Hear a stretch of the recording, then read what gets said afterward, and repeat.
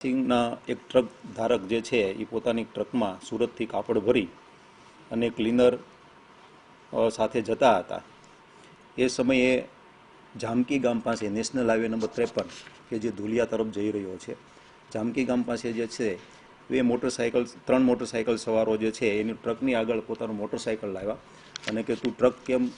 ઠીક છે નહીં ચલાતા એમ કરીને એમની સાથે ઝઘડો કરેલો અને એમને જે છે ટ્રક ડ્રાઈવરને છાતીના ભાગે ચપ્પુના ઘા મારેલા અને એ દરમિયાન એમને ગંભીર પ્રકારની ઈજા થતાં મૃત્યુ પામેલ। એ બાબતે એમના જે ક્લીનર જે છે શ્રવણકુમાર એમની જે છે અજાણ્યા ઈસમો વિરુદ્ધમાં ફરિયાદ લેવામાં આવેલી।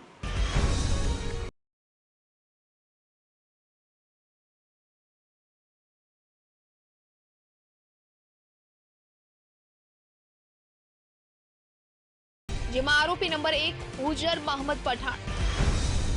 આરોપી નંબર 2 ટાઈગર મોહમ્મદ અલી સૈયદ, આરોપી નંબર 3 આતિફ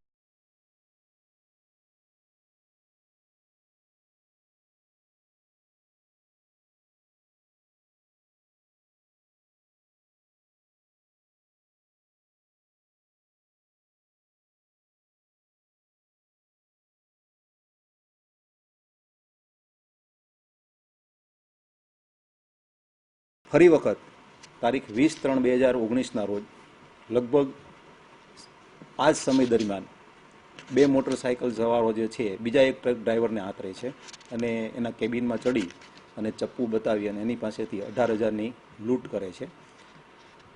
કરે છે। એ જ દરમિયાનમાં જ પોલીસ છે એક્શનમાં હતી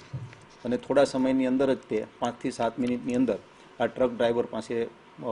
પોલીસ પહોંચી, પોલીસની ગાડી જોઈ ટ્રક ડ્રાઈવરે ગાડી ઊભી રખાવીને આખી બનાવ પોતાની સાથે જે બનેલો છે એ બાબતે અને આરોપીઓ બાબતે વર્ણન આપેલું।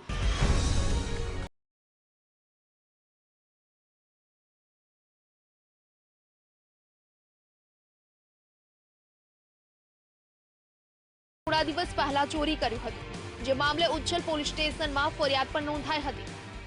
લૂંટના ગુનાની અંદર આરોપીને અટક કરવામાં આવેલા, બે આરોપીને, અને માયેજ ઉર્ફે આતિશ જે છે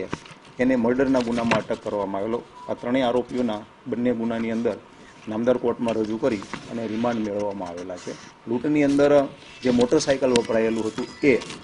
એ છે કબજે કરવામાં આવેલું છે અને જે 18,000 રૂપિયા અને ચપ્પુનો જે ઉપયોગ કરવામાં આવેલો હતો એ તમામ મુદ્દામાલ જે છે લૂંટના કામે કબજે કરવામાં આવેલો છે। તપાસ દરમિયાન એવું જણાઈ આવેલું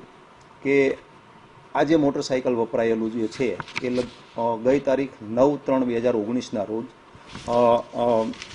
આ જ આરોપી જે છે ઉજર એણે છે બીજા એક અન્ય ઈસમ જે છે એમની પાસેથી લૂંટ કરેલી હતી અને એ બાબતે ઉચ્છલ પોલીસ સ્ટેશનની અંદર બીજો પણ એક ગુનો જે છે ફરિયાદી નટુભાઈ ચૌધરી છે એમણે ફરિયાદ આપતા આજે બીજો ગુનો પણ દાખલ કરવામાં આવેલો છે।